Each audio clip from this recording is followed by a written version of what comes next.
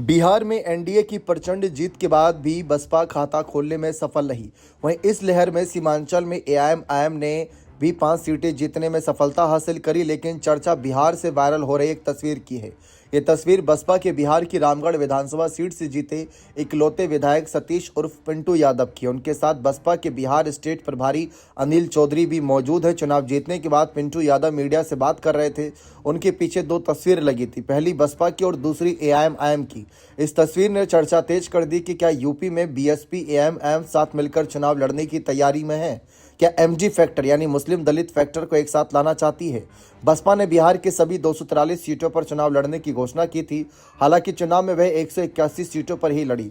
कई सीटों पर बीच में प्रत्याशियों ने साथ छोड़ दिया। बिहार की जिम्मेदारी राज्यसभा सांसद रामजी गौतम के साथ मायावती के भतीजे आकाश आनंद को सौंपी गई थी। आकाश ने बिहार में 6 से अधिक रैलियां और नुक्कड़ सभाएं की। बसपा का पूरा फोकस यूपी से सटे कैमूर और रोहतास जिलों पर था। दोनों जिलों में बसपा ने 7 सीटों पर अपनी दमदार मौजूदगी दर्ज कराई। कैमूर जिले की रामगढ़ सीट सतीश कुमार यादव और पिंटू यादव कांटे के टक्कर मुकाबले में 30 मतों के अंतर से जीतने में सफल रहे। वहीं बसपा का वोट प्रतिशत 2020 की तुलना में 1.02 से बढ़कर 1.62% तक पहुंचा। वहीं अगर हम देखें तो बसपा ने रामगढ़ के अलावा करगहर विधानसभा पर जदयू को कड़ी टक्कर दी। यहां पार्टी प्रत्याशी उदय प्रताप सिंह 56,000 वोटों से ज्यादा वोट पाकर दूसरे नंबर पर रहे। महागठबंधन में शामिल कांग्रेस तीसरे नंबर पर रही, जबकि मोहनिया, भभुआ, चैनपुर, बक्सर और राजपुर विधानसभा सीटें महागठबंधन बसपा के दमदार प्रदर्शन के चलते हारी है। इन सीटों की त्रिकोणीय लड़ाई में एनडीए जीतने में सफल रही। एआईएमआईएम ने बिहार में 25 सीटों पर चुनाव लड़ा। 5 सीटें अमोर, बहादुरगंज, कोचाधामन, जोकीहाट और बेतिया जीतने में सफल रही। वहीं बलरामपुर और ठाकुरगंज में दूसरे नंबर पर रही। जबकि एआईएमआईएम की वजह से महागठबंधन को 4 सीटें प्राणपुर, कस्बा, अररिया, कोटी पर हार का सामना करना पड़ा। एआईएमआईएम का वोट शेयर 2020 की तुलना में 1.25% से बढ़कर 1.85% हो गया। उसे कुल 9,30,504 वोट मिले। यूपी विधानसभा चुनाव बसपा के अस्तित्व के लिए बेहद जरूरी है।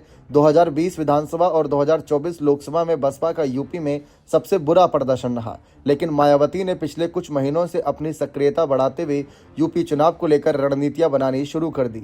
9 अक्टूबर की रैली के बाद बसपा कार्यकर्ताओं का भी जोश हाई हुआ है।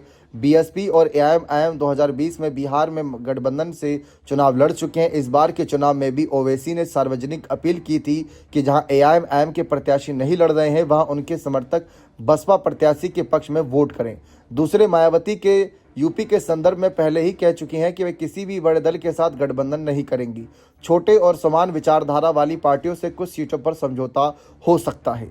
मतलब साफ है कि ओवैसी के साथ यूपी में बसपा का गठबंधन होने में कोई पेच नहीं फंसेगा। बिहार में जिस तरीके से बसपा के जीते इकलौते विधायक पिंटू यादव और स्टेट प्रभारी अनिल चौधरी की मौजूदगी में बसपा के बैनर के साथ एआईएमआईएम का बैनर लगा, इससे साफ है कि दोनों दलों के बीच यूपी के संदर्भ में कुछ न कुछ खिचड़ी पक रही है। दोनों दलों का बैनर एक साथ बिना मायावती की मर्जी से नहीं लग सकता, और लगा है तो पार्टी कोई ना कोई एक्शन जरूर लेगी।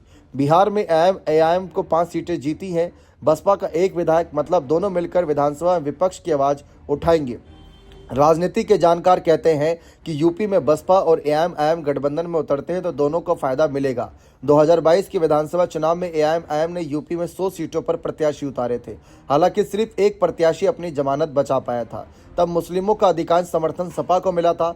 ओवैसी की यूपी में रैलियों और सभाओं की बड़ी संख्या में मुस्लिम उमड़ते थे। उनकी पार्टी को यूपी में करीब 4.50 लाख वोट मिले थे। तब वे बिना किसी गठबंधन के चुनाव में उतरे थे। 2022 के विधानसभा चुनाव में बसपा को 12.88% वोट मिले थे।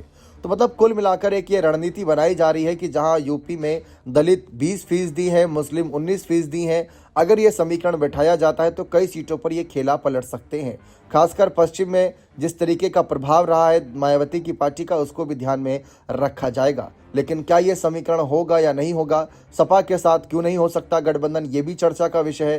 क्योंकि ओवैसी को लेकर देखिए अलग स्थिति है, और ओवैसी को स्वीकार सपा करेगी कि नहीं करेगी, क्योंकि मुस्लिम वोटों का बंटवारा वो नहीं चाहती। ऐसे में मायावती ही एकमात्र ऑप्शन बचते हैं, या फिर चंद्रशेखर आजाद की पार्टी की तरफ भी झुकाव दिखाया जा सकता है। फिलहाल तो बसपा के साथ जाने के ज्यादा चांसेस नजर आ रहे हैं। बने रहें चैनल के साथ। बहुत बहुत शुक्रिया।